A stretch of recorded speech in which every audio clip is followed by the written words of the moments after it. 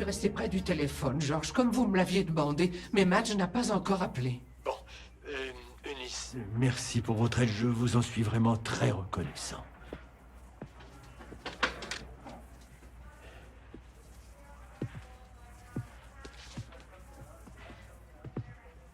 Nous faisons tout ce que nous pouvons, monsieur, nous la retrouverons. Claire, Quoi, êtes-vous fatiguée, madame? Voulez-vous manger quelque chose? ma fille n'a pas réapparu depuis 3 jours. Croyez-vous que nous devrions appeler la morgue? Madge, est-ce que c'est vous? Oh mon Dieu, mais pourquoi l'aidez-vous à marcher? Qu'est-ce qui s'est passé? Accident de voiture! Un accident? Elle est gravement blessée? Appelez un médecin!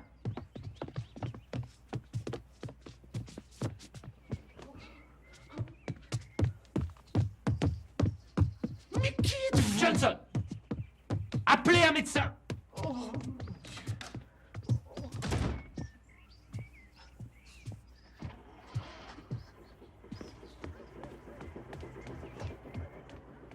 Madge! Oh, Madge, oh, chérie. Où sont mes parents? Ils sont sortis, ils vous cherchent. C'est pour ça que je suis venu ici. Restez tranquille. Je vais vous enlever vos vêtements. Il faut prévenir ma mère. Oh, oh oui, chérie, je vais m'en occuper. Je reviens tout de suite.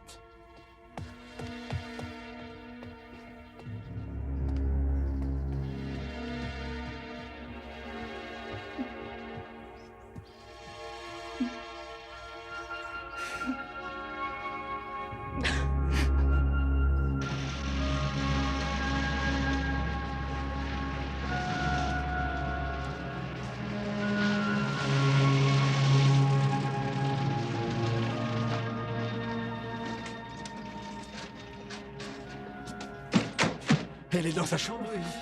Oui. Que s'est-il passé? L'homme a parlé d'un accident de voiture, mais ça me semble étrange.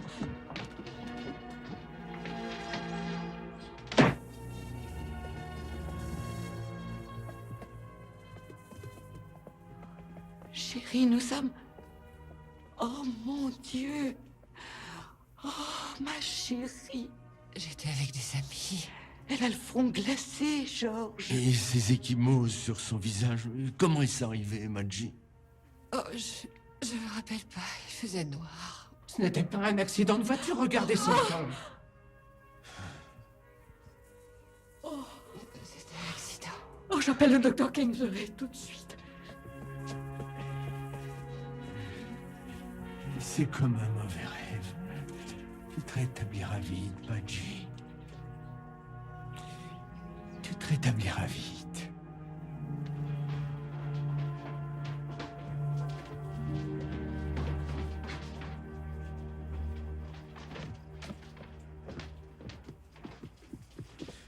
Alors?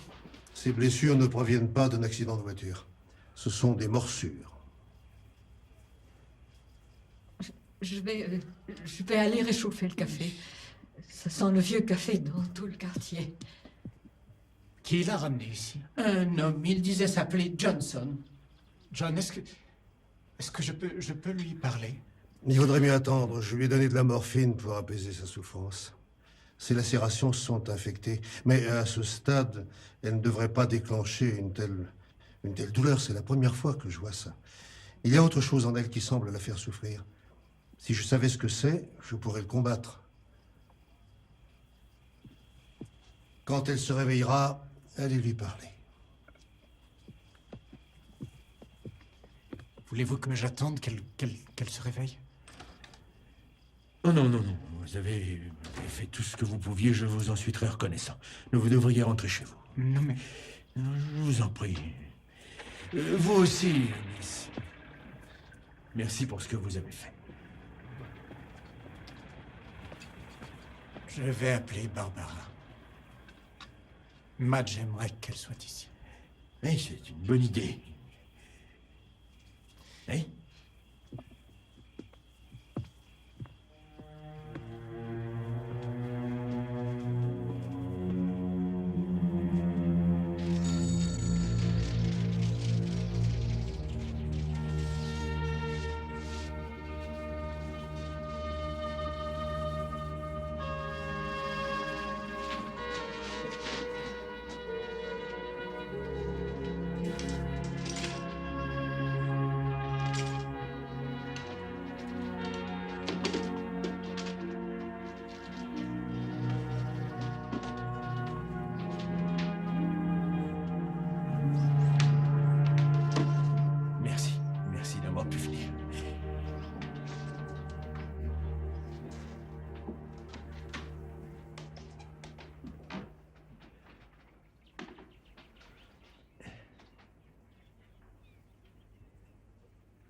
tu souffres, ma chérie.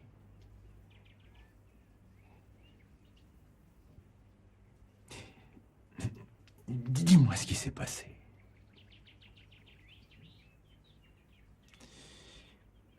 Le médecin ne sait plus quoi faire pour toi et il dit qu'apparemment, on t'a empoisonné. Il a besoin de savoir si tu as pris quoi que ce soit. Tu peux tout dire à ton père.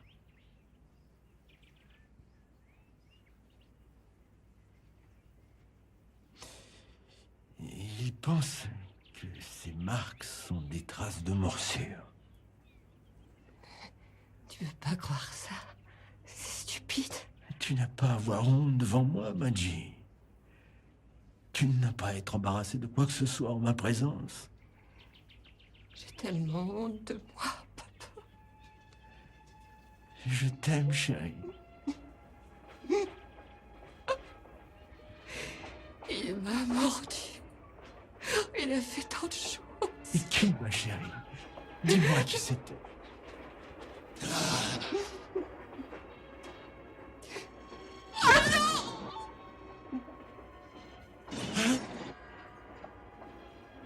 Steve. Oh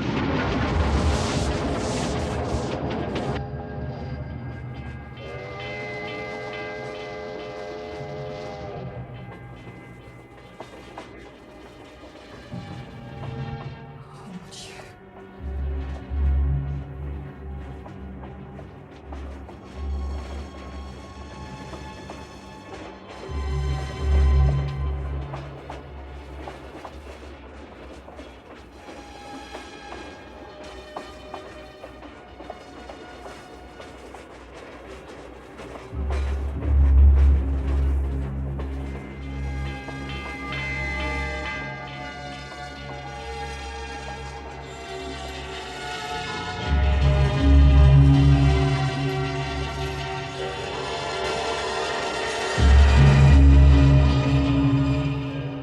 Espèce de salaud! Steve! Quoi? Elle allait appuyer sur la détente. Sale pute! Tout ça est de mieux en mieux, Mage. Tout ça est de mieux en mieux. J'aurai ce salaud, peu importe qu'il soit puissant ou pas. Il ne peut pas faire une chose pareille et s'en tirer comme ça. Pas ici, dans une ville où il contrôle la moitié de la police. Vous pouvez le faire arrêter. Il vous suffit de déposer une plainte. Si vous faites une déclaration sous serment, la police sera obligée Je ne d'agir. sais pas comment m'y prendre. J'irai voir la police avec vous. Avec le rapport du docteur Kingsbury, ils seront obligés de le mettre en garde à vue. Je ne veux pas seulement le faire arrêter. Je veux le faire condamner et le faire pendre.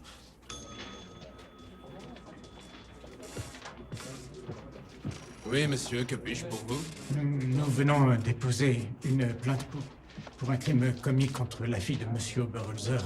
Voici la teneur. Oh, quel genre de crime? Mademoiselle Oberholzer a été violée et battue.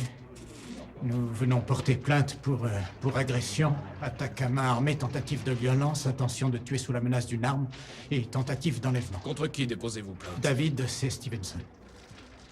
Qui? David. C'est marqué. Une minute.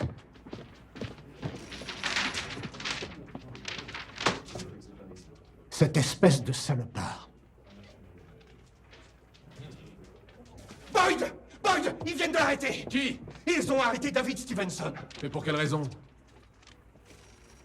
Savez-vous ce qu'elle a avalé? Du bichlorure de mercure. Combien? Beaucoup. Ça a causé des convulsions et des vomissements. Elle en a probablement éliminé la plus grande partie. Et elle a survécu jusque-là. C'est bon signe. George, voulez-vous nous excuser? Oh, bien sûr.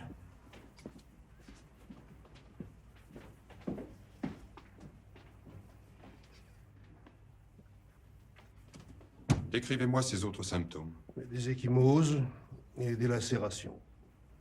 On l'a battue avec une violence inouïe. De nombreuses marques de morsures évidentes au niveau de la poitrine, de l'estomac et des hanches. Des hématomes, de nombreuses contusions. Je crois également qu'elle a au moins 2 côtes brisées. C'est comme si on l'avait mâchée. Mon Dieu, quel sauvage peut avoir fait une chose pareille?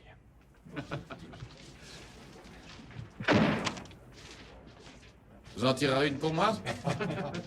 Je veux en envoyer une copie à ma mère. Pour qu'elle voie à quoi ressemble un innocent. L'avez-vous fait, Monsieur Stevenson? Avez-vous violé Madge Oberholzer? Tout le monde sait que j'ai des ennemis qui veulent ma peau à tout prix. Je suis sorti avec Madge Oberholzer comme avec d'autres filles, sans être amoureux d'elle. Je suis venu en personne dire à Steve et aux loyaux électeurs de cet État que tous ses amis continuent à lui faire confiance. Et je veux que chacun de vous sache que dès maintenant, dès cette minute, les rouages de la justice ont commencé leur marche.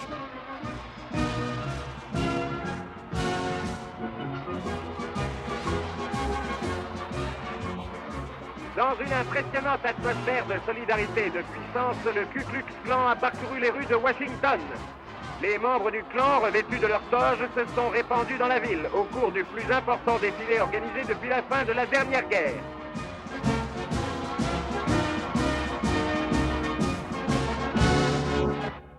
Ça, c'est ce que j'appelle du spectacle. Il y avait des gens sur des kilomètres. Nous pouvons tous être fiers.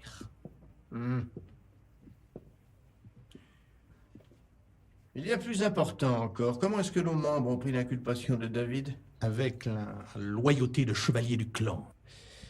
Jusque-là, le New York Times en a parlé, je crois, et les Juifs ont dû faire un ou deux papiers, mais la presse nationale ignore toujours l'affaire. Je veux des observateurs sur le terrain, je veux être informé. Nous avons déjà notre équipe sur place. Pas l'équipe de Steve. Mon équipe à moi. À Washington, les membres du clan en tenue d'apparat ont envahi les rues et se sont rendus en masse au Capitole. Cette marche a démontré la loyauté des membres du clan envers leur chef, y compris le grand dragon de l'Indiana, David Curtis Stevenson, récemment arrêté sous l'inculpation de viol dans son propre Monsieur clan. Oberholzer. Le clan estime que Stevenson fait l'objet d'une machination politique visant à détruire la cause des... Ce fils de pute a pratiquement tout le pays derrière lui. Oui, ce sera un combat difficile. Mais c'est Stevenson qui va être jugé par cette saleté de Ku Klux Klan. Mais il est devenu difficile de séparer les deux, malheureusement. Le juge vient de nommer l'avocate de l'accusation. Eh bien, bonne chose de faite. Oui. Il est bon? Je l'ignore. Mais que signifie cette réponse? Eh bien, il a déjà plaidé une affaire d'agression et une affaire de vol, une affaire de vol de voiture et une affaire de détournement de fonds une fois. Une fois seulement? Oui, et il a gagné. Presque à chaque fois. La seule chose, c'est qu'il a assez peu d'expérience. Enfin, bon Dieu, Claire, il va falloir une pointure pour faire tomber Stevenson. Vous savez cela, le monde entier sait cela. Je crois qu'en fait, ils n'ont pas la moindre intention de le faire tomber. Pas la moindre. Cet homme a beaucoup de détermination, Monsieur Oberholzer. Il sait qu'il risque de devoir quitter le métier si Stevenson remportait cette affaire. Mais qui est donc l'avocat de l'accusation, Claire?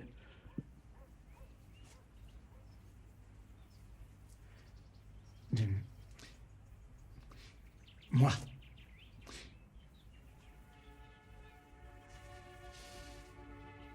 Claire, je vous aime bien et je suis persuadé que vous ferez de votre mieux. Mais je dois ajouter que tout cela me met hors de moi. Ça me met hors de moi. Vous courez au sacrifice, il est évident que Stevenson ne fera de vous qu'une bouchée.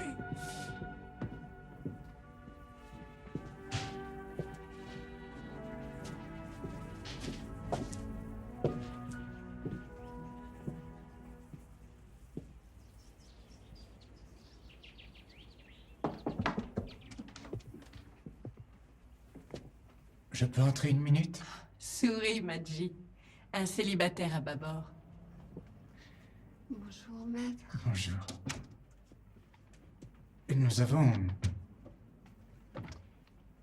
Nous avons fait arrêter David Stevenson, Madge. On m'a nommé aussi avocat de l'accusation. Je sais, papa hurlait, il était furieux. Madge, je dois savoir tout ce que vous avez dit à votre père. Si vous êtes fatigué, si vous Si vous vous sentez faible, j'arrêterai dès que vous le voudrez. Mais il faut que vous me disiez tout ce qui s'est passé. Je vais aussi prendre des notes.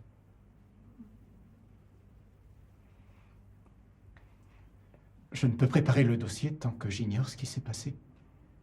Est-ce que tu préfères que je reste, Madge? Je pourrais écrire pour Clell. Ça te faciliterait les choses.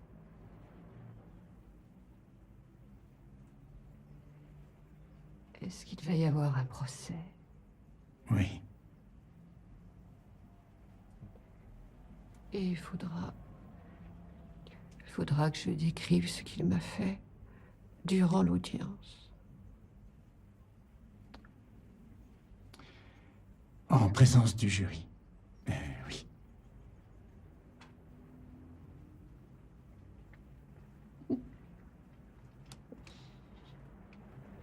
Ce que j'aime en vous, c'est que vous me remontez le moral.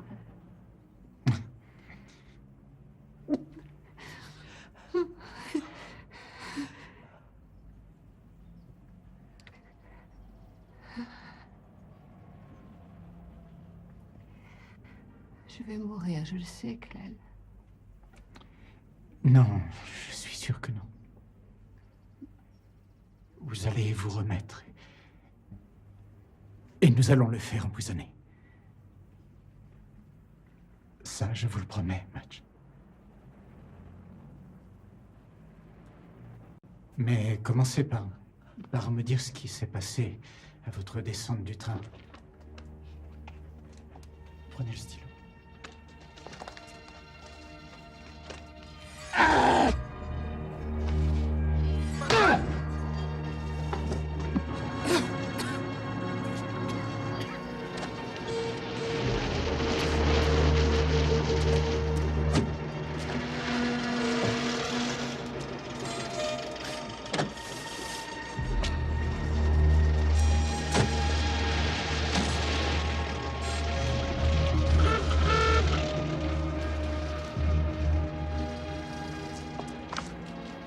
Allez-y, criez, hurlez, je vous tue sans hésitation.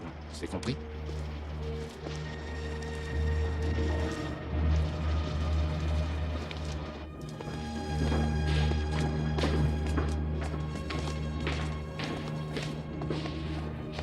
Il me faut les vêtements, Steve. Quelque chose de décent, je vous en prie. Oui, bien sûr. Restez séduisante, je compte encore vous utiliser plusieurs fois. Clink, va avec elle. Achète-lui tout ce qu'elle veut. Allez-y.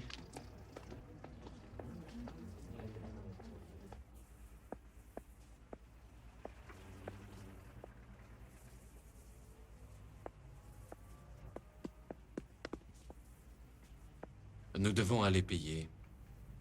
Laissez-moi m'enfuir. Steve vous attend. Je n'en aurai pas le courage. Pitié, laissez-moi, je ferai tout ce que vous voudrez.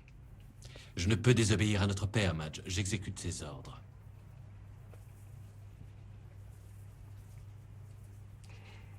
Est-ce qu'on peut aller au drugstore? J'ai besoin d'un flacon de parfum. Bien sûr. Je vous accompagne.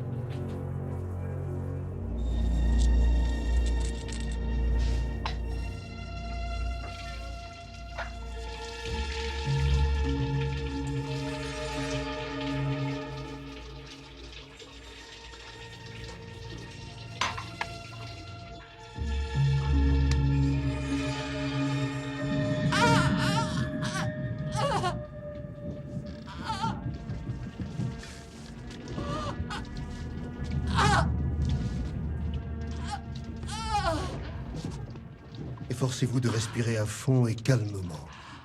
Calmement.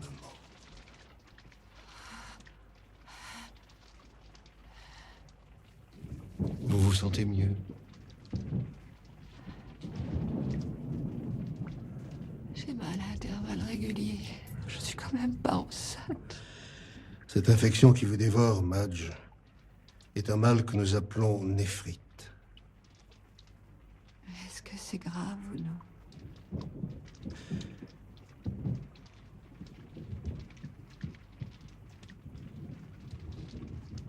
Je vais vous aider. Je n'en ai pas pour longtemps, c'est ça?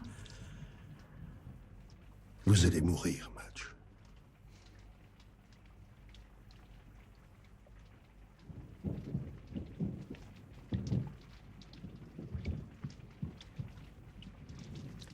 C'est très différent quand on se l'entend dire.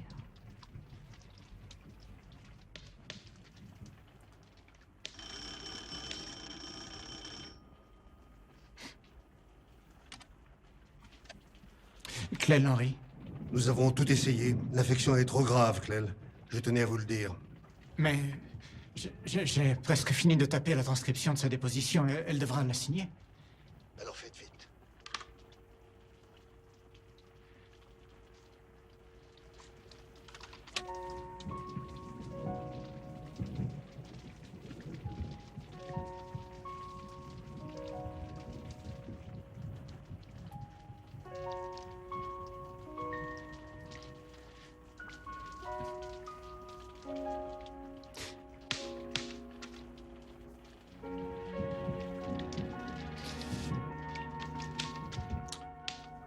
Eddie, c'est du sûr ou du oui-dire? Du béton. J'ai un bon ami dans le clan, tout est vrai. Excellent article. Je vais pas l'imprimer. C'est un scoop. Personne d'autre n'en parle. Nous savons tous deux pourquoi. Si la fille se rétablit, ça lui aura assez coûté. Et si elle y reste, nous aurons tout le temps de passer ton papier. Viens-moi ça au chaud.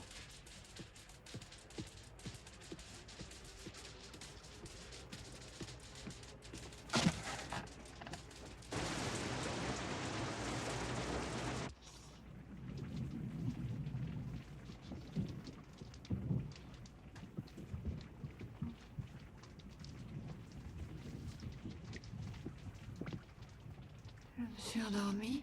Nous avons apporté le texte, Madge. Si tu veux, nous pouvons te le lire. Bien sûr. Si nous avons commis des erreurs, dites-le moi et je les corrigerai. Quand vous serez satisfaite, je voudrais votre signature.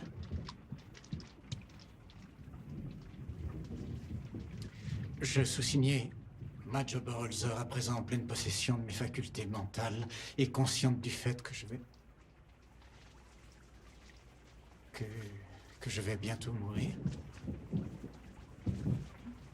C'est parfait, Clell. Ne vous arrêtez pas déjà. Souhaite faire la présente déclaration certifiée sous serment.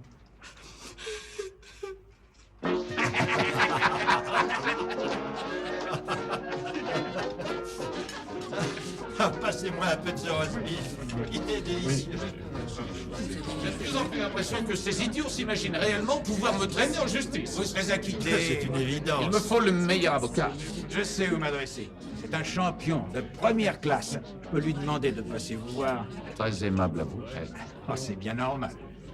Écoutez, cette aventurière s'imagine pouvoir obtenir un peu d'argent et elle vous attaque en justice sans raison. Chacun de nous peut être la cible de ce type de machination. Mais nous ne la laisserons pas s'en tirer. Vous êtes un ami, c'est tellement rare.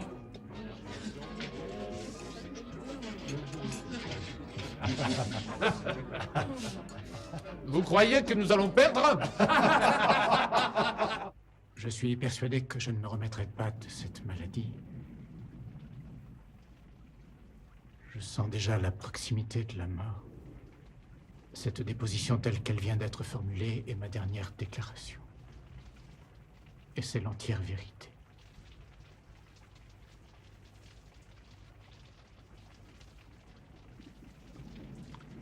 C'est tout ce qu'il y a à dire? Oui.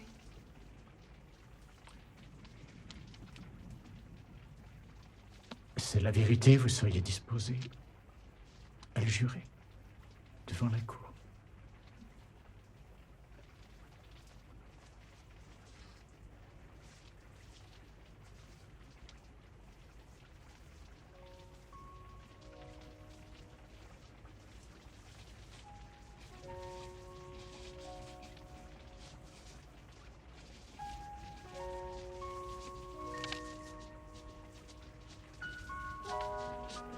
J'espère que c'est lisible. C'est parfait. fait, Madge?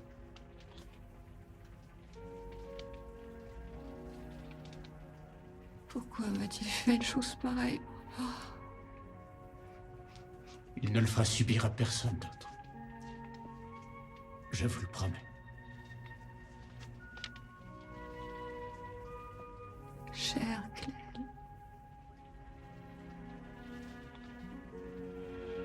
Je vous aime.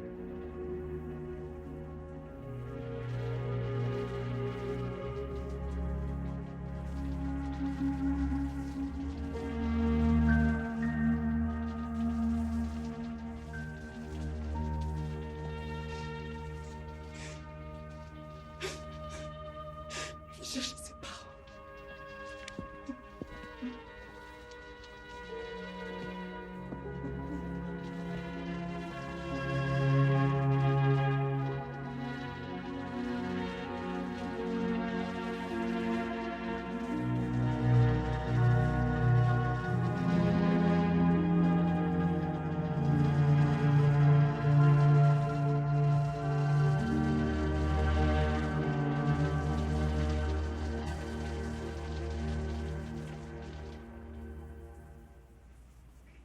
Le Seigneur donne et le Seigneur reprend. Comme ces paroles de Job sont pour nous difficiles à accepter dans notre douleur. Et cependant, la Bible nous dit de faire confiance à notre Seigneur de tout notre cœur sans remettre en question ses actes. Parce qu'il ne nous est pas donné de comprendre les raisons profondes des actions de Dieu. Nous devons conserver la foi. Gardons en nous le souvenir de Madge, non pas en la pleurant, mais en réaffirmant sans cesse notre foi.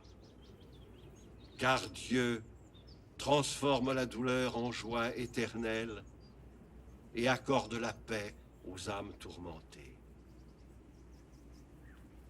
Pour notre Seigneur Jésus-Christ. Amen. Amen.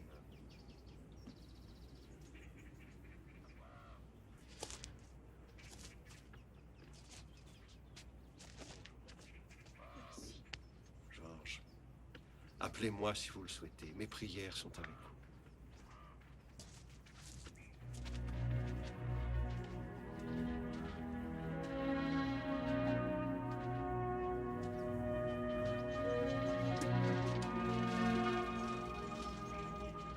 Ce n'est pas naturel, les parents qui pleurent leur enfant. Qu'un enfant pleure ses parents, ça c'est naturel, c'est normal. Qui nous pleurera à présent?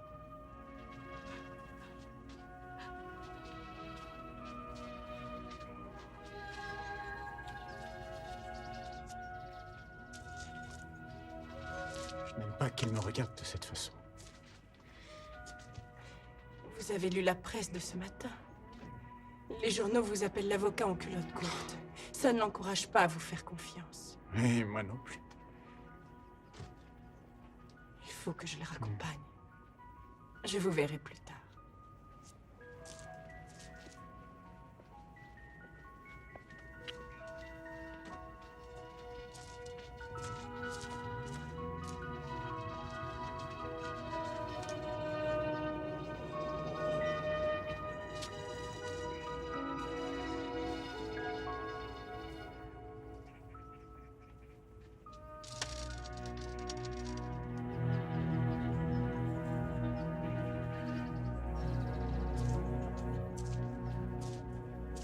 Monsieur Henry? Boyd Gurley, Indianapolis Times. Oh non, c'est pas le moment, monsieur Gurley. Oui, je le sais, je suis navré, mais il faut absolument que je vous parle. Je n'en doute pas un instant. On me dit que vous portez maintenant contre Stevenson une accusation pour meurtre. Pourquoi? Parce que c'est un meurtrier. David Stevenson a bien tué Madge Oberholzer. Et il va devoir en répondre. Et nous savons tous que cette femme a pris du poison volontairement. Il vous sera pas facile de prouver que c'était un meurtre. Vous êtes avocat ou reporter? J'ai suivi un procès ou deux. Je vais dire la vérité au jury. Que voulez-vous de plus, monsieur Gurley? J'ignore si vous êtes le plus naïf ou le plus bête des avocats d'assises de ce pays. Savez-vous contre qui vous vous battez? Je suis David Stevenson. Mes amis m'appellent Steve. F. Inman. Vous voulez peut-être un café? Non, merci. On m'a recommandé de changer d'avocat. Ed Jackson dit que vous êtes le meilleur du pays. Il a raison. Vous êtes sûr de votre fait. J'ai besoin d'un homme tel que vous pour me défendre contre ces accusations ridicules.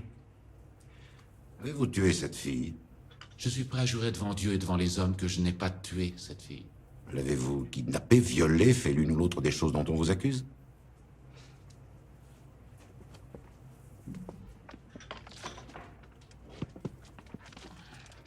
Madge Oberholzer et moi étions amants. Les choses ne semblaient pas évoluer comme elle l'aurait voulu.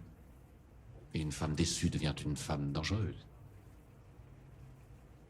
Je vous ai vu parler une fois, à une réunion dans une ville de province, une assemblée de mineurs de fond avec leurs femmes et leurs gosses. Quand vous avez pris la parole, tous les murmures se sont arrêtés comme si vous les aviez hypnotisés.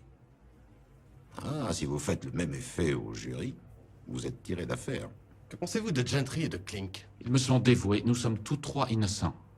En présentant ma défense, vous devrez présenter la leur.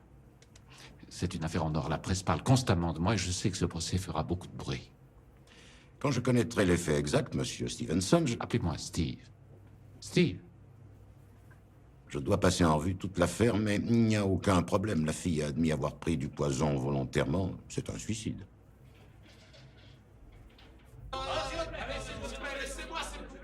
Pas de commentaire. Nous n'avons rien à dire. Nous n'avons rien à dire.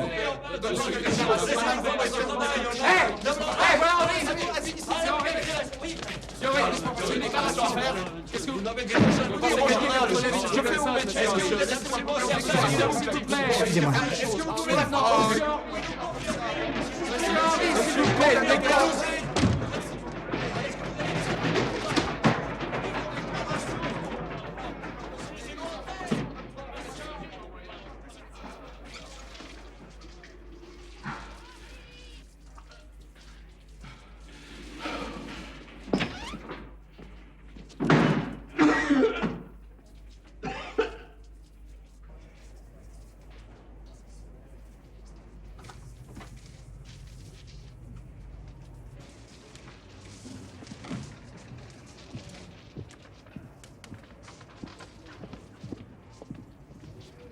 Monsieur Henry?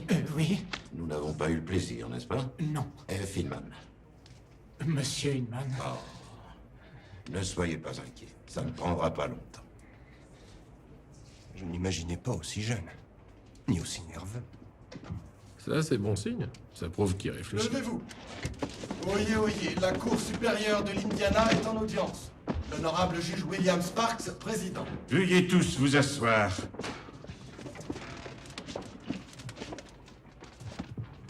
On se croirait dans un camp fortifié. Monsieur Inman, ne serait-il pas souhaitable que l'accusé soit présent lors de son propre procès? Je compte bien éclaircir cette question le moment venu, Monsieur le Président. Très bien. Nous avons fort à faire avant de sélectionner le jury, messieurs, alors ne perdons pas de temps.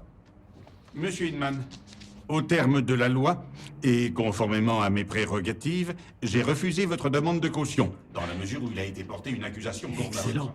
Tu vas voir Inman en action. Je n'ai pas d'objection. Bien. Je l'apprécie d'autant plus venant de vous, Monsieur Inman. Y a-t-il une motion à laquelle vous tenez particulièrement? J'en ai plusieurs en effet, mais elles me paraissent inappropriées au moment où des problèmes cruciaux restent à résoudre. Vous avez la parole.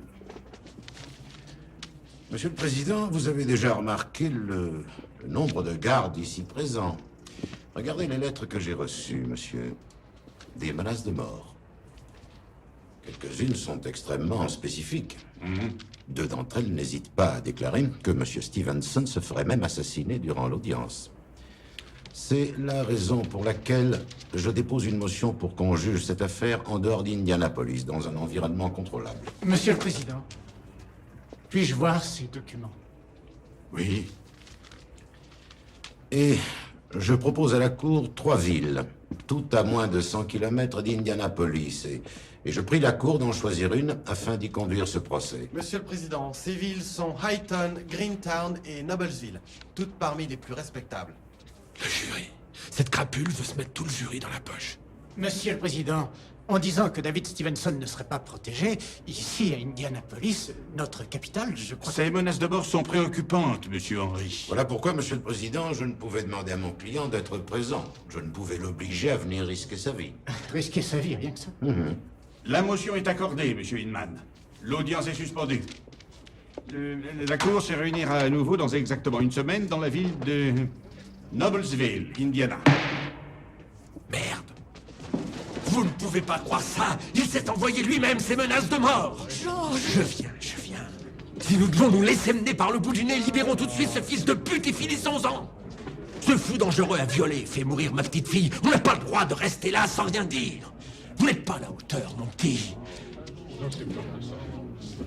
Non, on s'en va, petit.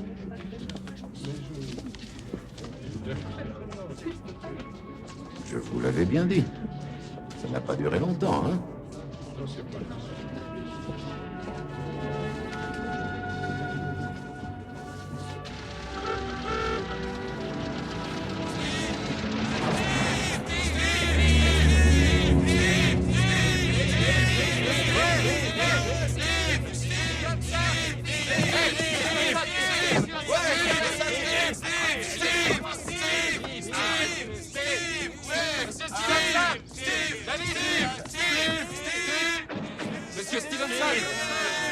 Monsieur Stevenson, combien de temps pensez-vous que le procès va durer? Est-il normal que ce procès se tienne à Noblesville, monsieur? Je suis fier d'être jugé ici. Les habitants de cette ville sont parmi les meilleurs de l'Amérique. J'adore Noblesville.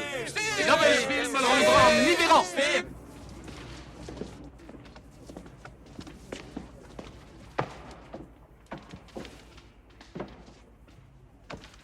Très bien. Monsieur Cage, donnez-nous d'abord votre nom et jurez de répondre honnêtement aux questions. Pete Cage, je le jure. Vous savez pourquoi vous êtes ici? Pareil que vous voulez voir si je pourrais faire un bon juré. C'est absolument exact. À présent, les deux avocats ici présents vont vous poser des questions. S'il apparaît que vous feriez un bon juré, je vous nommerai membre du jury. Il n'y a encore personne dans le jury. C'est vrai, pas encore. Très bien, monsieur Henry.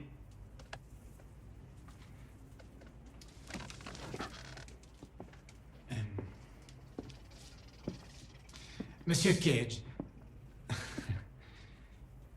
connaissez-vous le nom de David Stevenson? Bien sûr. Et que pensez-vous de cet homme? Je pense qu'il n'y a pas de meilleur Américain que lui dans tout le pays. J'étais sûr qu'il dirait ça.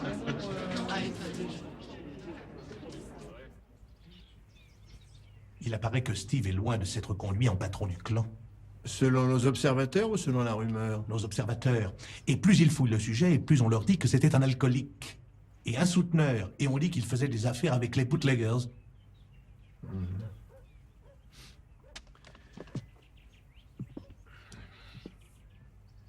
Et dans l'Indiana, comment réagissent les membres du clan?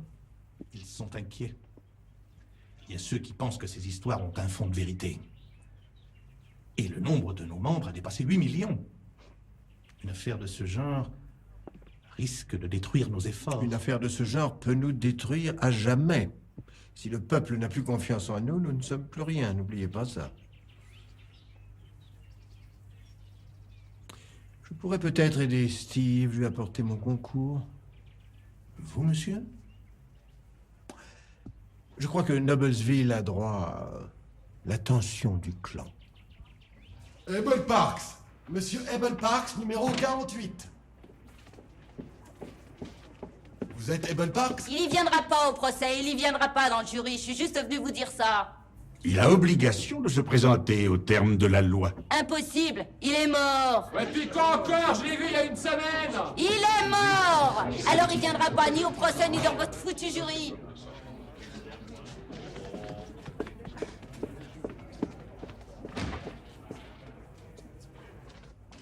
Greffier, appelez le prochain juré potentiel. Numéro 49. Ça fait 5 jours que vous sélectionnez le jury et vous n'avez toujours personne. C'est évident que pendant ce temps-là, la défense boit du petit lait. Ce qu'il voudrait, c'est une bande de membres du clan prêts à mentir et à tricher. Et ils ne l'ont pas. Non, parce qu'ils mentent déjà pour éviter de faire partie du jury. Je ne veux que de braves gens dans le jury. Je ne me soucie pas de leurs convictions présentes. S'ils sont honnêtes et justes, ils ne se préoccuperont que des faits. Où allez-vous trouver tous ces braves gens? Au coin des rues? Ils sont terrorisés et les hommes de Stevenson sont de vrais tueurs. Si le peuple savait vraiment de quoi Stevenson est capable, je pourrais plus facilement plaider cette affaire.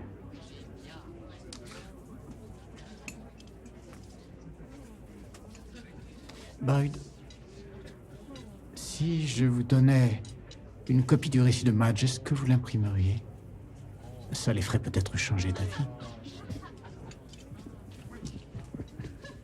Fils, vous apprenez vite.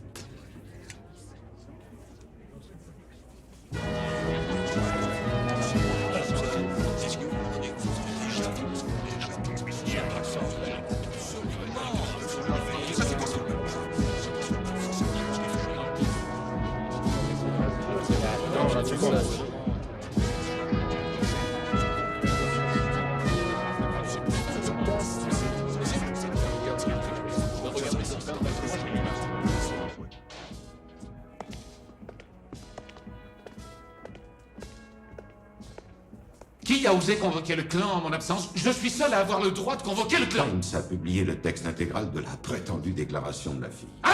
Ernie, nom de Dieu! Je me demande où ils veulent en venir. Vous voulez lire ce texte ou pas? Occupez-vous, en lisez-le, vous êtes le meilleur, vous allez m'obtenir. Stevenson. Ernie, va dire à Billy de ramener ses fesses ici. Je veux qu'il me dise ce que c'est que ce bordel. Tout de suite, Steve. Monsieur Stevenson, l'avocat de l'accusation n'a plus aucune chance.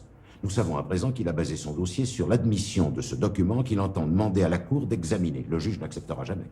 Et si cette déclaration est rejetée, il n'a plus aucun recours pour appuyer les accusations de Madge Oberholzer. C'est clair? Vous n'avez pas la moindre idée de ce qui est vraiment important, n'est-ce pas? Pas la moindre.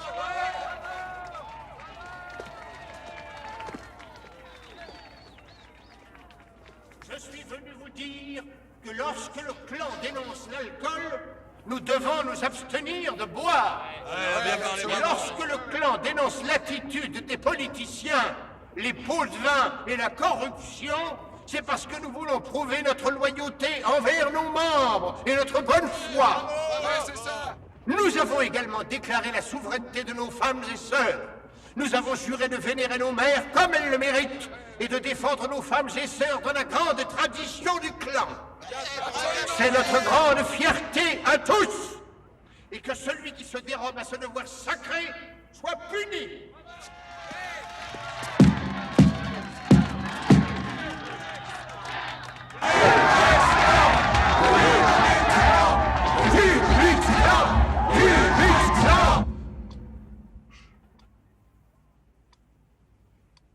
Monsieur March, savez-vous quoi que ce soit de cette affaire? Juste ce que j'en ai lu. Nous avons de grandes difficultés à former un jury. Ah oui, ça en a tout l'air. Nous cherchons des hommes justes, capables d'écouter, de réfléchir et de prendre une juste décision. Si vous devenez un membre de ce jury, serez-vous capable de le faire?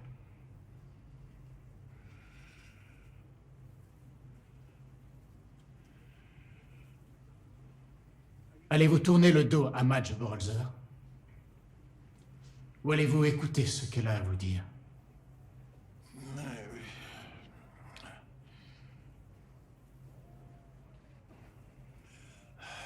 Je crois qu'il faut bien que quelqu'un le fasse. Alors pourquoi pas moi?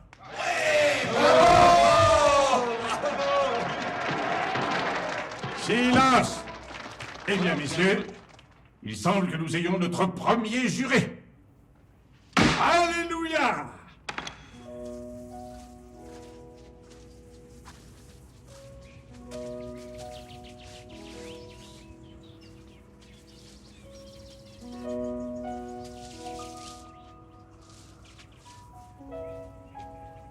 Quel? Oui. Oh, monsieur Oberholzer. Madame, avec le procès qui commence demain, J'avais envie de passer un peu de temps avec elle. J'aimerais tant lui faire honneur. Il n'y a rien sur cette terre qui soit plus important pour moi à présent que de faire punir Stevenson, le faire punir pour ses actions. Vous savez cela. Je n'ai pas prêté suffisamment de considération à vos sentiments. Je sais que j'aurais dû. Mais je n'arrivais pas à admettre ce qui se passait. Il semblait que le monde entier fût prêt aux pires compromissions pour que Stevenson soit libre. Pour couronner le tout, on nommait avocat de l'accusation un jeune blanc-bec à peine sorti de la maternelle. J'admets à présent que j'avais tort. Je trouve que tu fais un travail superbe, fiston. Je suis sûr que Madge serait d'accord avec moi.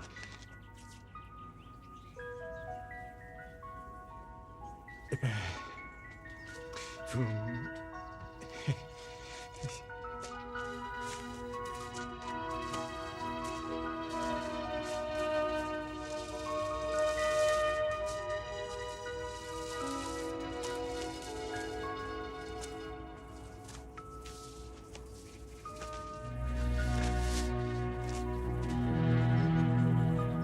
Il y arrivera pour Madge.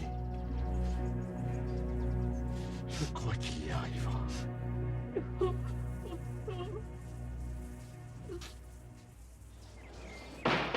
Levez-vous. Oyez, oyez, la Cour d'État de l'Indiana est en audience. L'honorable juge William Sparks, président. Veuillez vous asseoir.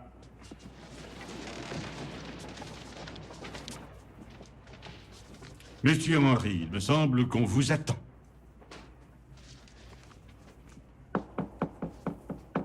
Monsieur Henry. À vous de jouer.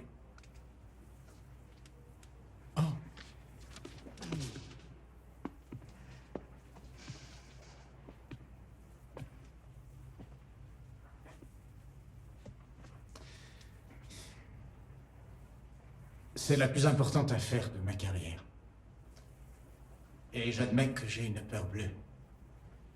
Mais, comme vous, je suis ici parce que nous avons un homme à juger. Ce sera difficile. Et ça risque de prendre longtemps. Mais vous êtes des hommes de la terre. Vous connaissez la patience, vous savez que le travail porte toujours ses fruits, que c'est dur, mais que c'est juste et que ça a de la valeur. Il est impressionnant. Aujourd'hui, ces hommes que vous voyez sont accusés du meurtre de Madge Burlzer. Le meurtre. Je sais que vous avez tous lu le texte que le Times a publié. Et je sais que vous vous dites tous le meurtre. Je croyais qu'elle s'était suicidée en prenant du poison.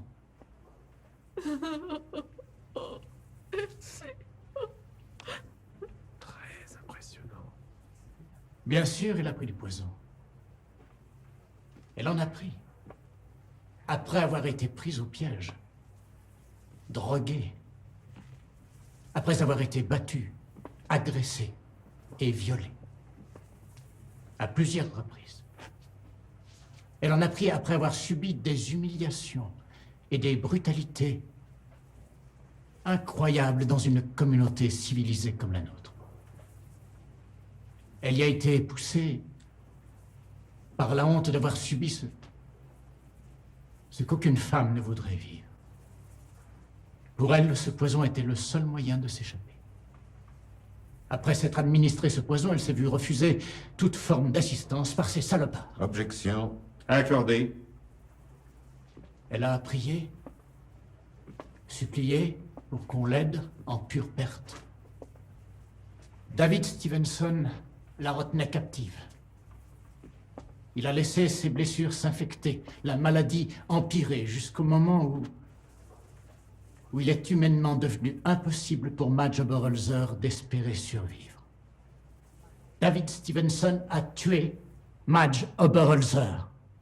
aussi sûrement que s'il avait pointé un fusil vers elle et appuyé sur la détente.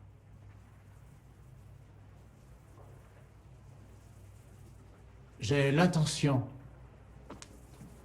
de produire plusieurs témoins afin d'établir la chronologie des faits, mais le plus crédible de mes témoins et l'unique, le seul témoin oculaire de l'horreur qu'il lui a fallu endurer, n'est autre que Madge. Madge vous dira tout. Madge saura vous le convaincre. Madge désignera du doigt cet homme. Et vous ferez le reste. Je vous remercie. Il va faire quoi? Il va faire revenir du cimetière? Lorsque je suis arrivé, Madge était en état de choc. Son visage était pâle et boursouflé. Et sa robe était souillée et dans un état déplorable. Vous a-t-elle dit quoi que ce soit, docteur? Elle disait qu'elle allait mourir. J'ai commencé un examen complet pour déceler d'éventuelles fractures. Quelqu'un avait dit qu'elle avait eu un accident de voiture. Et qu'avez-vous trouvé? Des blessures diverses sans rapport possible avec un tel accident. Voulez-vous les décrire? Elle avait de nombreux hématomes sur la poitrine, les seins, les côtes, l'abdomen et les jambes. Et elle avait d'importantes lacérations sur la poitrine, l'abdomen et ses parties génitales. Mais qu'entendez-vous par lacération? Des entailles, comme si on l'avait coupée au couteau ou à la gouge. Et la véritable cause de ces blessures? Une mâchoire. Je n'ai pas d'autres questions. Dr. Kingsbury, mademoiselle Oberholzer a finalement admis devant vous avoir ingéré un poison courant du bichlorure de mercure, n'est-ce pas? En effet. Pourriez-vous nous parler un peu de ce poison? En petite quantité et dilué, le bichlorure de mercure est prescrit pour traiter des éruptions cutanées ou des infections bactériennes. À l'état pur, une grande quantité peut détruire les organes internes, comme de l'acide. C'est pourquoi la douleur était extrême. C'est affreux, c'est vraiment affreux. Qu'est-ce que vous avez administré à votre malade? De la morphine. Madge Oberholzer prenait de la morphine durant tout le temps où vous l'avez traité? Oui. Excusez-moi. J'ai ici un exemplaire du traité de référence médicale du praticien, volume 4. Morphine. Un narcotique dérivé de l'opium, produisant une sensation d'euphorie léthargique et, dans certains cas, des hallucinations et une extrême suggestibilité.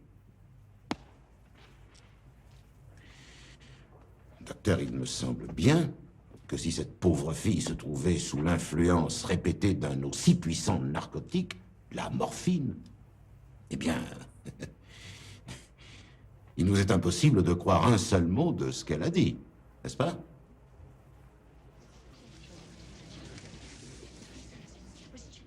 Veuillez nous dire votre nom et votre métier, monsieur. Lévi Thomas. Je travaille pour la compagnie des chemins de fer. Je suis porteur et agent de service. Monsieur Thomas, reconnaissez-vous qui que ce soit dans cette salle? Oui, monsieur. Cet homme et cet homme. Je ne reconnais pas le troisième. Greffier, veuillez noter que monsieur Thomas a pointé le doigt vers monsieur Stevenson et monsieur Gentry. Où les avez-vous rencontrés, monsieur? Dans la plus belle voiture du train de nuit, dans la plus belle suite de la voiture. C'est cette nuit-là, c'était le dimanche 15, que ces deux-là et une jeune fille sont montés. Ils se sont enfermés dans leur suite jusqu'au lendemain matin. Et que s'est-il passé le lendemain matin? Ils ont dû se lever tôt parce qu'ils devaient descendre à Hammond. Alors je suis rentré pour faire le ménage.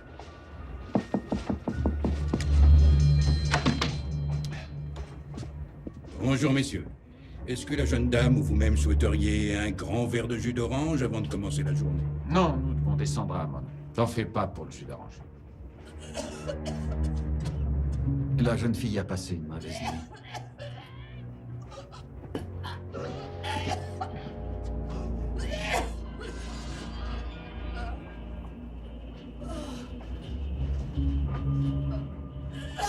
Je crois qu'il y a un médecin dans le train.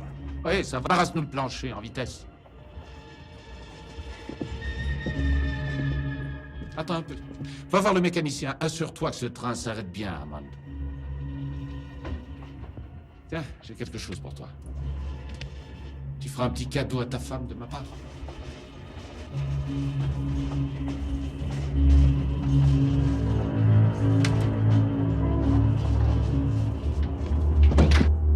Lorsque Madge semblait souffrir à ce point, est-ce que M. Stevenson ou M. Gentry se sont inquiétés d'elle? Aucun d'eux n'a levé le petit doigt. Que s'est-il passé ensuite? Quand ils sont descendus du train, je suis retourné dans la suite. Je suis plutôt curieux de nature. Je suis allé faire un tour dans les toilettes. Il y avait plein de sang tout autour de la cuvette. Il y avait du sang partout. Et ces monstres ne se sont même pas donné la peine de nettoyer.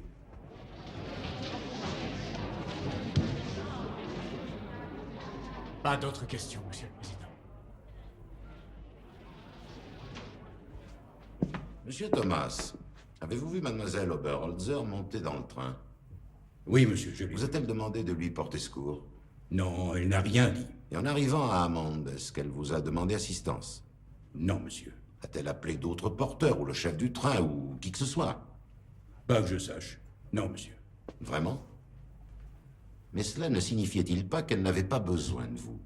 Que peut-être Mademoiselle Oberholzer avait en fait suivi ces hommes volontairement, sans y être contrainte? Oui, avec le recul, ça a l'air possible. Mais si vous aviez vu son regard quand il pointait son arme... C'est tout, Monsieur le Président, pas d'autres questions. Menteur! Menteur! Je demande le silence. Merci, Monsieur Thomas. C'est terminé. Je n'ai jamais pointé une arme. Surtout, ne vous en faites pas pour ça. Nous saurons démontrer que cet homme a menti et qu'il n'a pas...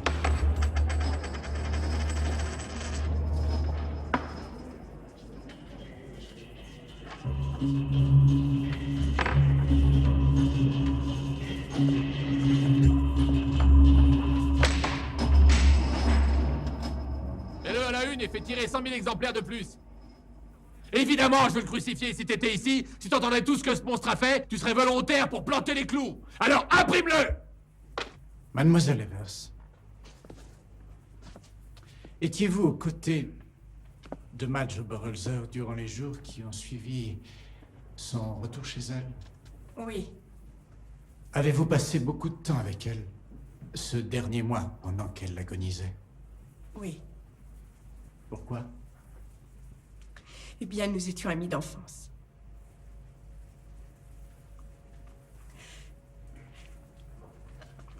Nous voulions aussi savoir ce qui était arrivé à Madge. Il lui était plus facile de se confier à moi. Et elle vous a dit tout ce qu'elle avait subi? Oui. Madge pensait qu'elle allait mourir. Nous trois, vous, moi et Madge, nous nous sommes mis à produire un témoignage écrit de ce qu'elle avait vécu. Voulez-vous nous dire comment s'est passé ce travail? Eh bien, Madge nous disait ce qui s'était passé. Je l'écrivais et ensuite vous transcriviez mes notes. Est-ce là le document auquel vous faites référence? Objection, Oui. Monsieur le Président. Monsieur Henry veut nous faire considérer ce document produit par lui comme un véritable témoignage, et ça n'est pas le cas. Une dernière déclaration est légalement reconnue comme un témoignage. Mais ce n'est pas une dernière déclaration. Une personne qui apprend que sa mort est prochaine, et qui en admet l'idée, peut prêter serment et produire ainsi une dernière déclaration. Et cette jeune femme a suivi des traitements médicaux durant des semaines et des semaines. Elle a fait tout ce qu'il était humainement possible de faire pour ne pas accepter l'inéluctabilité de la mort. Mais qu'est-ce que vous en savez, hein? Vous n'avez pas subi ces souffrances, vous n'y avez entendu ces hurlements, ni nettoyé ces vêtements. Qu'est-ce que vous savez de... Monsieur Qu'est-ce que vous en savez? Vous ne savez rien. Je vous en prie, messieurs. Je demande le silence. Un silence absolu ou je fais évacuer la salle immédiatement. Monsieur le Président, je présente à la Cour mes excuses si j'ai dit quoi que ce soit qui ait pu raviver la douleur de Monsieur Oberholzer. Je suis navré, mais ce document est loin d'être le récit d'un meurtre. C'est un simple rappel d'une suite d'incidents, peut-être véridiques, peut-être pas, qui ont conduit au suicide de cette malheureuse. Et si Madge Oberholzer s'était suicidé à la suite des mauvais traitements de David Stevenson, quelle meilleure source d'information avons-nous? Si ce récit est véridique, Monsieur le Président, si ce récit est bien le sien, n'a pas été embelli par d'autres, si ce même récit a bien été produit par une personne en pleine possession de ses facultés et non sous l'influence d'hallucinations générées par un dérivé de l'opium. Des preuves. Des preuves. Des preuves. Ceci, ces feuilles de papier. C'est tout ce qui reste de Madge Oberholzer. Elle ne pourra jamais se marier. Elle ne pourra jamais avoir d'enfant parce que ces hommes l'ont amenée à mettre fin à ses jours. C'est sa voix. C'est le seul moyen qu'elle ait de nous apprendre ce qui s'est passé. C'est le dernier lien qui lui reste avec nous.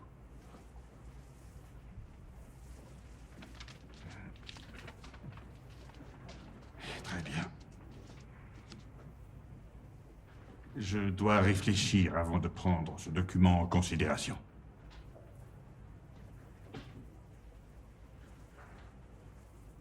Plus on fouille et plus c'est dément. Stevenson a débuté en politique au Parti socialiste dans l'Oklahoma, a voulu entrer au Congrès en tant que démocrate, a échoué et est devenu républicain. La loi du plus offrant. Il vient d'y avoir une bagarre au cours d'un défilé du clan à Columbus. Un malabar a démoli 6 de ces connards. Va voir Stoney avant de faire ton papier. Pourquoi? 3 gars à Wilmette ont démoli une croix en flammes avec un de leurs camions. Stoney a reçu une dépêche et 3 autres du même type. On dirait les premiers signes d'une rébellion populaire contre le clan. On dirait plutôt une bande d'excités qui boivent un peu trop. Il en faudra plus que ça pour arrêter le clan. Si jamais Stevenson est acquitté, on est fini. Et son clan sera plus fort que jamais.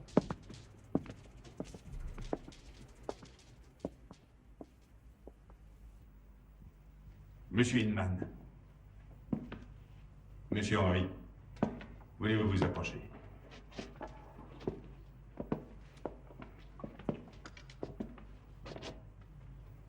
Je me suis longtemps demandé si je devais permettre que le témoignage de Mademoiselle Oberholzer soit admis dans le cadre de ce procès. Et il se peut qu'il subsiste un doute, Monsieur Inman. Jamais nous ne saurons si Madge Oberholzer pensait réellement qu'elle allait mourir ou non. Mais c'est là une chose dont il faudra que le jury décide. Je vais autoriser que l'on admette ce récit comme pièce à conviction. Monsieur le Président, interroger un document est impossible. Vous passerez donc d'interroger ce document, j'en suis navré. Mais c'est au jury de déterminer s'il est crédible ou pas. La discussion est close, Monsieur Inman. Témoin suivant.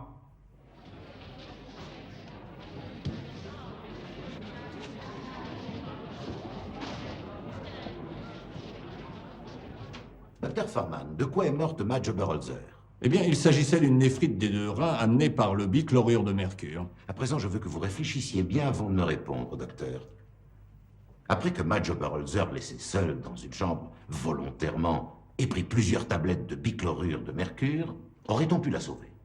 Impossible. La dose mortelle est estimée entre 3 ou 4 grammes. Madge Oberholzer en a ingéré plus de 4 fois cette quantité. Il n'y avait donc rien que David Stevenson ou Herb Gentry puissent faire afin de la sauver. En effet. S'il l'avait aussitôt conduite à l'hôpital, il n'y avait aucun espoir. Absolument aucun.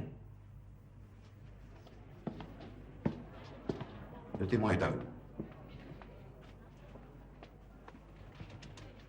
Vous avez dit que la dose mortelle était de 3 grains. Entendez-vous par là 3 grains dans son sang, circulant dans son organisme? 3 grains dans son organisme. Mais elle fut prise de vomissements à plusieurs occasions. Cela aurait-il pu évacuer une partie du poison de son estomac? C'est possible. Et s'il ne restait qu'une dose infinitésimale, aurait-elle pu survivre au poison si on l'avait conduite à l'hôpital tout de suite? Eh bien... Mais ce ne fut pas le cas, docteur.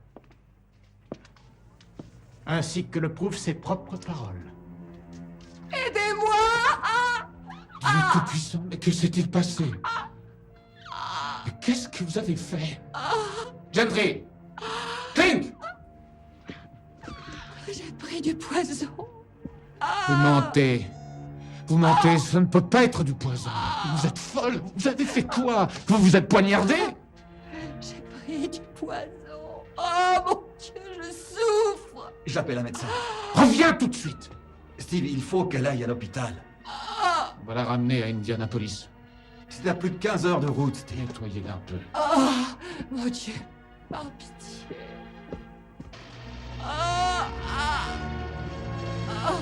Durant tout le trajet jusqu'à Indianapolis, j'ai souffert le martyre. J'ai supplié qu'on appelle un médecin, mais ils ont refusé de s'arrêter.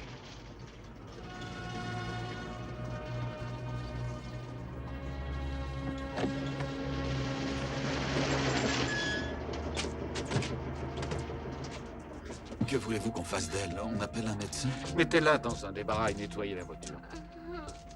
Mais on ne peut pas la laisser comme ça. Mettez-la dans un débarras et nettoyez la voiture, quoi. C'est quand même pas si difficile que ça à comprendre. On dirait que cette fille ne sait rien faire d'autre que pisser le sang. Faut des couilles pour faire ça, Gentry. Il y a que votre père qui a ce genre de couilles. N'oubliez jamais ça.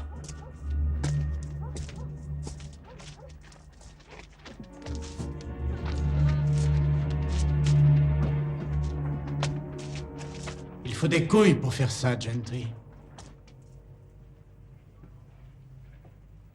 Et ils ont abandonné cette malheureuse dans un simple débarras. Pendant 2 jours et 2 nuits, toute seule. Et le bichlorure de mercure lui dévorait les tripes comme de l'acide. Oui, il faut des couilles pour faire ça, Gentry.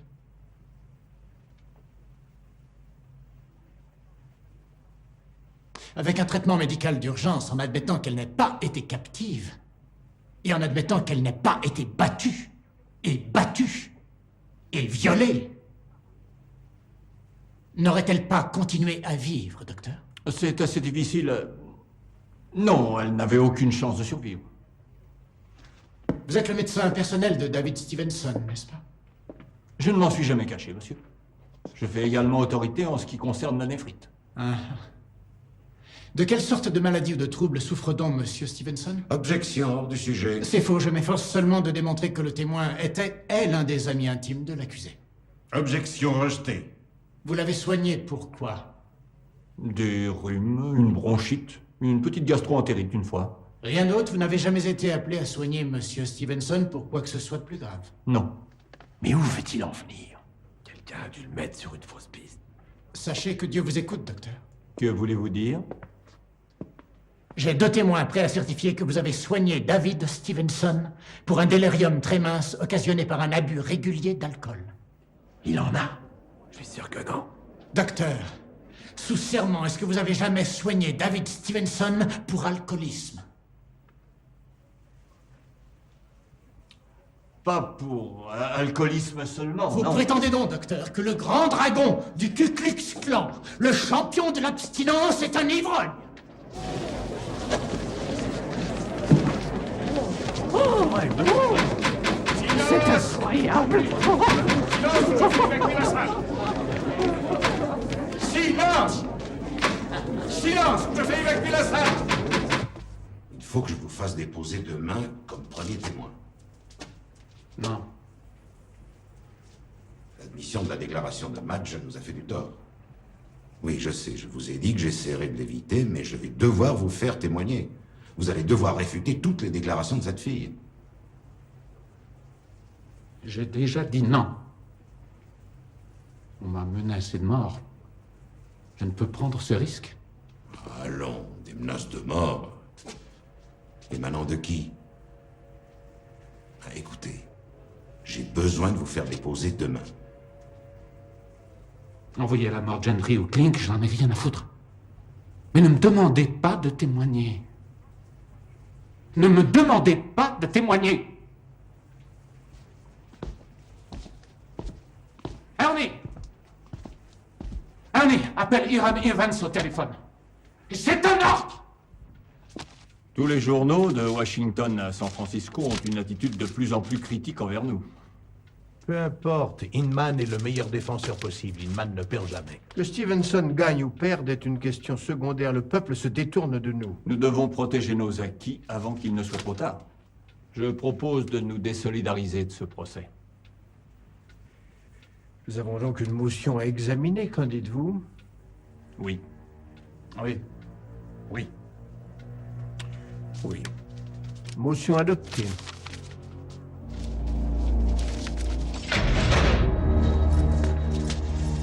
Steve.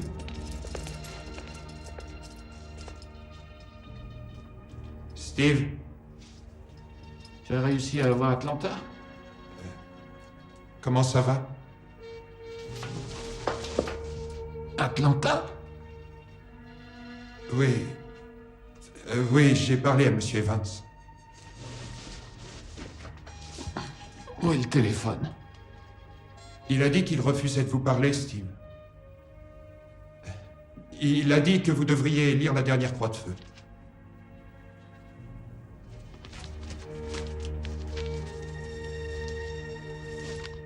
Les membres du clan se sont mutinés au Texas. 60 d'entre eux ont même brûlé leurs aubes et on dit que le clan est une imposture. Les mécontents. Un défilé a été lapidé en Virginie. Et des Marines ont dispersé une réunion dans l'Oregon. Le vieux Hiram a écrit un article, je suppose qu'il parle de moi. Steve, il est contre vous.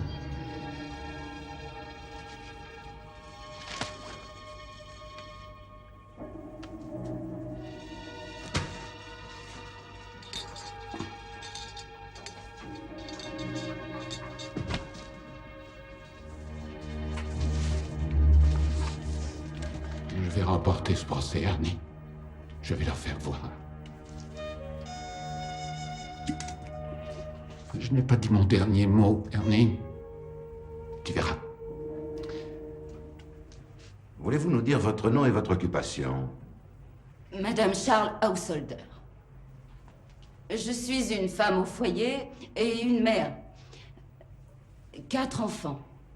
Madame, j'ai ici une copie de la déposition de Madge Oberholzer, le texte que mon estimé collègue, M. Henry, a si habilement réussi à faire admettre ici. Est-ce que vous l'avez lu? Oui, monsieur. Bien. M. Henry prétend que toute l'histoire de la relation privée entre M. Stevenson et Mlle Oberholzer est résumée ici. Absolument tout. Le moindre dîner privé, le moindre rendez-vous qu'ils aient eu. Est-ce exact? Est-ce que ce document est complet? Non, monsieur. Ah, et que manque-t-il? Qu'est-ce qui n'y figure pas? Eh bien, j'ai vu monsieur Stevenson et Madge Oberholzer plusieurs fois ensemble. Au moins 2 fois qui ne sont pas mentionnés ici. 2 fois, vous êtes sûr? Pourquoi dites-vous 2 fois et pas 1 ou 3? Parce qu'ils étaient avec mon époux, au cours de ces 2 fois. Comment savez-vous tout cela? J'avais suivi mon époux parce que lui et Madge Oberholzer étaient amants de longue date. Laissez pas laisser passer ça, non? Je lui ai demandé de laisser Charlie tranquille. Je lui ai dit qu'il avait une famille. Je l'ai supplié de le laisser. Cette catin s'est contentée de rire. Objection, Monsieur le Président. C'est là une attaque directe contre le caractère de Madge Oberholzer. Ça n'a aucune place ici. En admettant la déclaration de Mademoiselle Oberholzer, Monsieur le Président, vous disiez que le jury avait besoin de déterminer si elle se trouvait dans l'obligation de défendre sa vertu. Vous devez dans ce cas m'accorder le droit de remettre en question cette vertu. Madge Oberholzer est décédée et nul n'a le droit de la juger. Bien sûr que si. Si vous soutenez qu'elle a pris du poison parce qu'elle avait perdu sa vertu, alors demandons-nous si c'est vraiment le cas, oui ou non. Après tout, il est aussi possible... Il est possible qu'elle n'ait rien eu à perdre. Espèce de salaud! Salaud! Salaud, j'aurai votre gâteau! Allons, silence!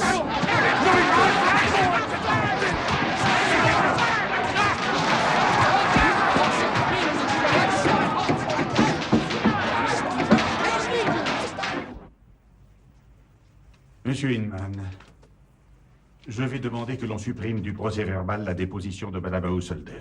Le fait que son mari ait été ou non l'amant de la défunte ne relève pas des débats. Alors je souhaite qu'une protestation figure au procès-verbal. Très bien, votre protestation y figurera.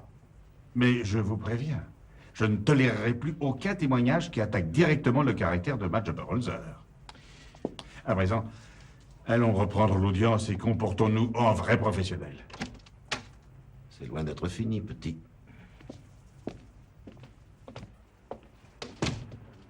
Donnez-nous votre nom, votre métier et votre lieu de naissance, je vous prie. Clive Woods, je suis shérif adjoint pour l'État d'Indiana. Et je suis né ici, à Noblesville. Je souhaitais vous rencontrer depuis longtemps, monsieur Woods. Résumez-moi votre passé militaire. J'ai la Navy Cross, l'étoile d'argent, une médaille de guerre avec citation, 3 tableaux d'honneur et la médaille d'Île-de-France. Très impressionnant. Puisque le texte de Madge Oberholzer fait partie des pièces à conviction de ce procès, je souhaite vous en lire un bref extrait. Après que M. Earl Klink m'ait rhabillé, fait monter en voiture et m'ait ramené à mon domicile, il m'a dit de dire que j'avais eu un accident de voiture. C'est vers midi que nous sommes arrivés à mon domicile le mardi 17. Que faisiez-vous le 17 de ce mois, Clive? J'ai effectué un transfert de prisonniers condamnés aux travaux forcés jusqu'à une ferme près de Castle Rock. Et où se trouvait Earl Klink, votre assistant?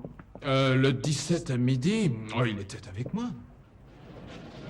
Mais Mademoiselle Oberholzer dit clairement que Earl Klink était avec elle en voiture le 17 à midi. Eh bien, elle a probablement fait erreur. Oui, probablement. C'est d'ailleurs très excusable d'après ce que nous savons de la morphine.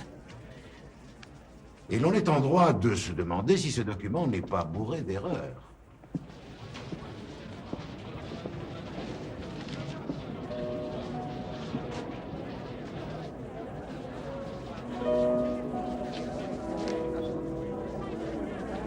Il faut que nous fassions une liste de témoins de moralité des gens qui ont connu Madge.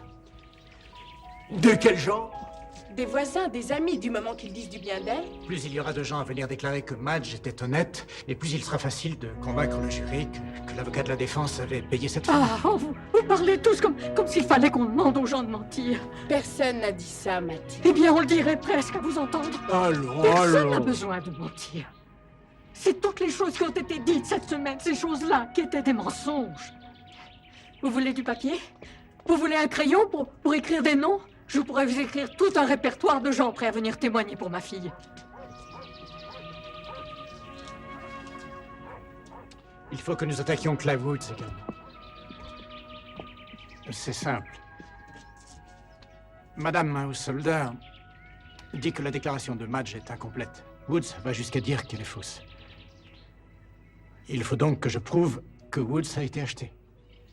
Peut-être que le juge Spark m'accordera une demi-journée pour y travailler. Une demi-journée? Dieu sait que nous n'avons pourtant pas de temps à perdre pour un détective. Il fera ce qu'il y a à faire. Je n'ai pas de budget pour un détective privé. Claire a déjà payé de sa poche une partie des frais. Oh, non, ce n'est rien. Ça. Non, ce ne sont que des formalités. Non, surtout, ne vous en faites pas pour ça, ce n'est rien. Je vous tiens au courant dès que j'ai du nouveau. Claire! Oh non, Une provision. Non, vraiment, je... C'est bon, tenez, voilà.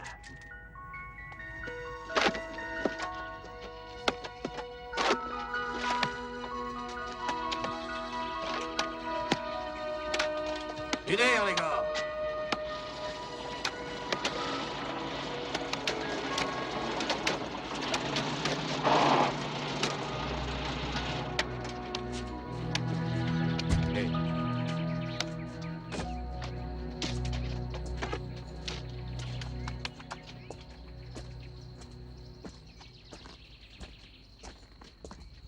Salut. Je m'appelle Clell Henry. Je suis procureur. C'est bon? Je ne crois pas qu'on se soit déjà vu. Il paraît qu'on est venu vous transférer pour vous faire travailler dans une ferme il y a un mois, le 17 mars. J'aimerais savoir si cet homme était l'un de vos gardes.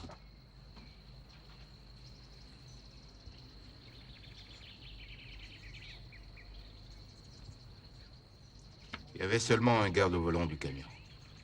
Le vieux Red Kofal. C'est sûr? Je veux dire, vous n'avez pas vu d'autres gardes ou entendu un autre nom, le nom de Klink? C'est Red Kofal qui conduisait. Tout seul. Vous accepteriez d'en témoigner? Pourquoi on vous ferait une faveur? Parce que je plaide contre David Stevenson, le chef du Ku Klux Klan.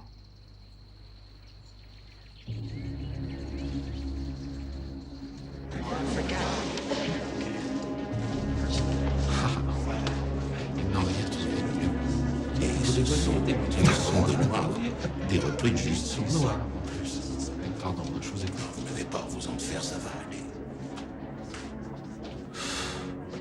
Clel, vous n'allez quand même pas faire témoigner 2 repris de justice noirs pour contredire Clive Woods. On les a transférés le 17 mars et ils n'ont pas vu Klink. Ils disent que Clive Woods n'est même pas venu... Clive Woods est un héros.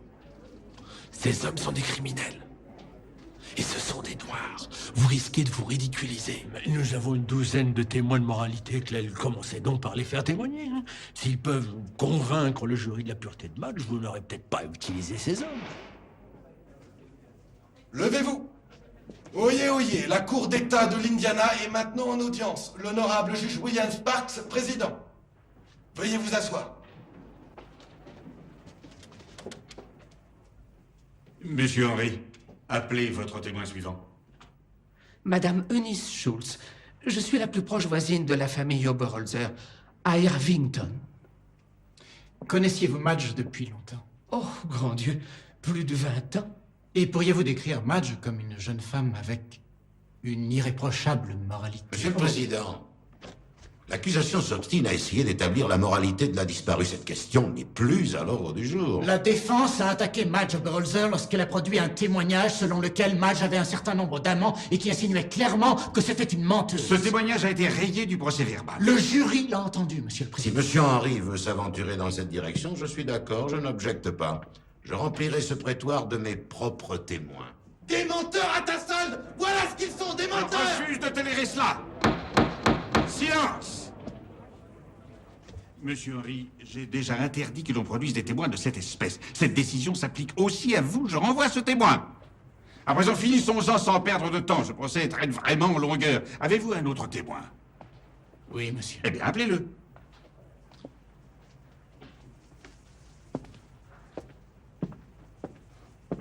L'accusation appelle à présent Pete Major en tant qu'ultime témoin à charge.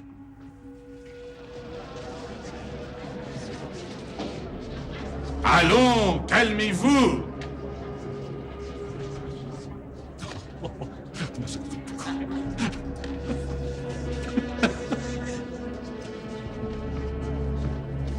C'est à croire que tout ce monde-là fait déjà partie du clan. Si vous n'avez que moi pour démolir Clive Woods, vous êtes vraiment dans la merde.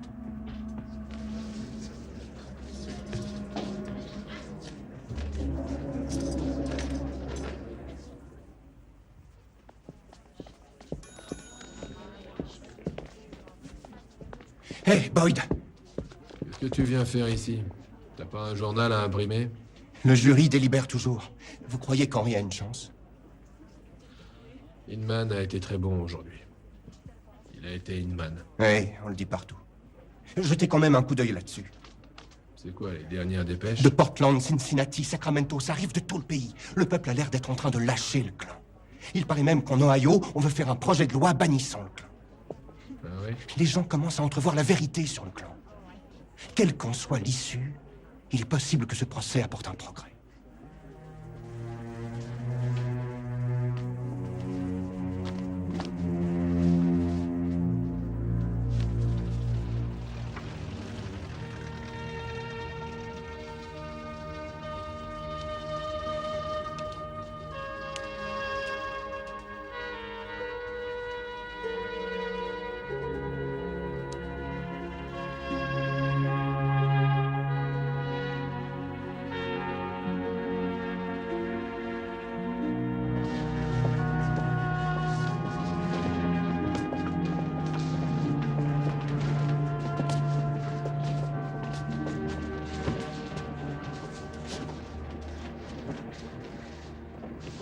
Le jury a délibéré moins de 5 heures. Tu as fait de ton mieux, fiston. Je t'en suis vraiment reconnaissant. Je leur ai dit la vérité, monsieur Oberholzer. L'ont-ils entendu? Avez-vous des questions ou avez-vous pris votre Pas décision? de question, monsieur le président. Nous avons pris notre décision.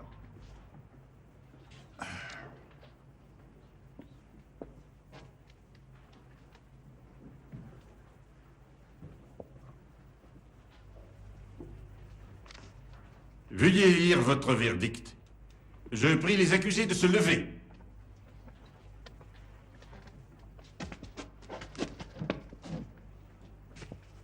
Nous déclarons Earl Gentry et Earl Clint non coupables à tout point de vue dans la mort de Max Oberholzer. Nous déclarons... Silence! Continuez. Nous, le peuple de l'Indiana, le bon peuple de l'Indiana, déclarons à l'unanimité David Stevenson coupable de meurtre au second degré.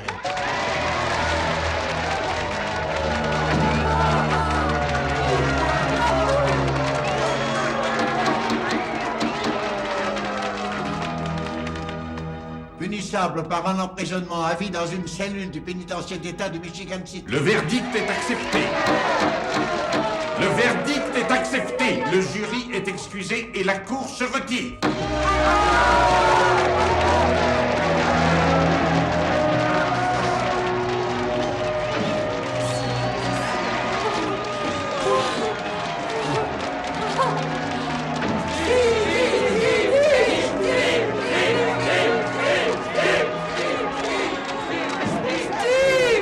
Ce sont de pauvres fous, ils n'ont rien compris. Je dirige l'Indiana, je fais la loi, je ne verrai jamais l'intérieur de leur prison.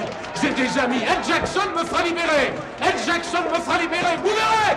J'ai le pouvoir absolu en Indiana, j'ai le pouvoir absolu. Je fais la loi en Indiana, Ed Jackson me fera libérer.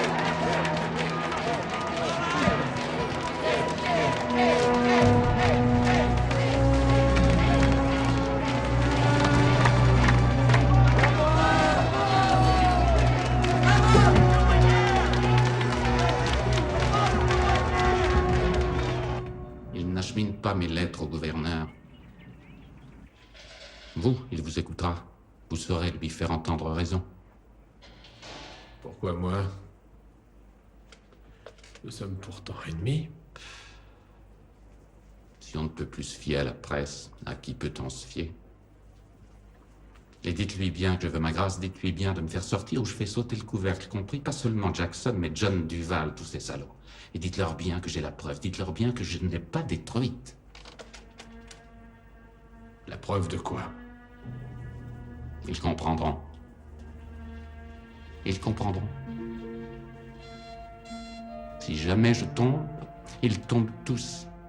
Ce sera l'apocalypse. La ville, l'État. Dites-le leur. Et dites-leur qu'on ne tourne pas le dos à son père. J'ai gardé une certaine petite boîte.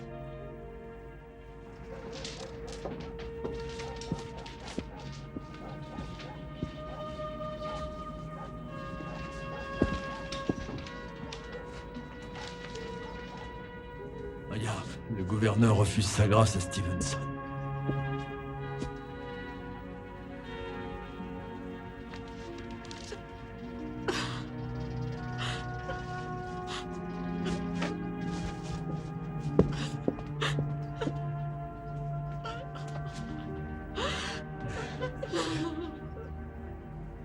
Laissez passer, les gars.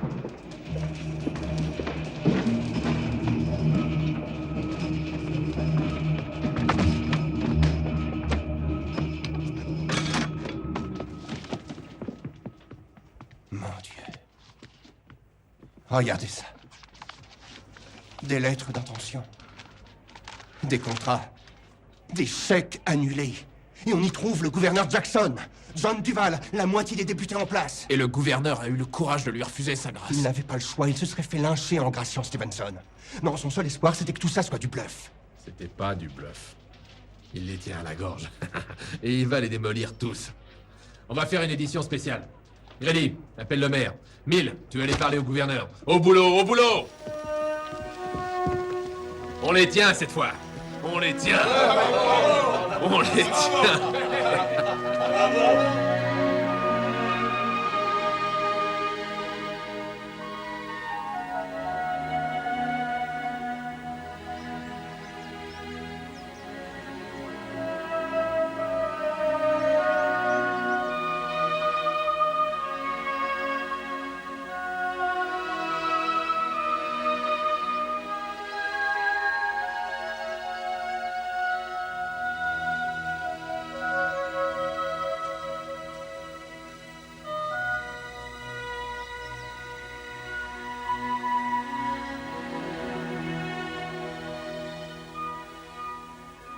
L'année qui suivit le procès de David Stevenson, le Ku Klux Klan chuta de plus de 6 millions de membres à moins de 300 000. En 1928, Boyd Gurley reçut le prix Pulitzer pour ses articles inquisiteurs contre le Klan. David Stevenson fit 21 ans de prison pour le meurtre de Madge Oberholzer. 4 ans après sa libération, Stevenson fut condamné pour l'agression d'une jeune fille de 16 ans et renvoyé en prison. Il mourut en 1966.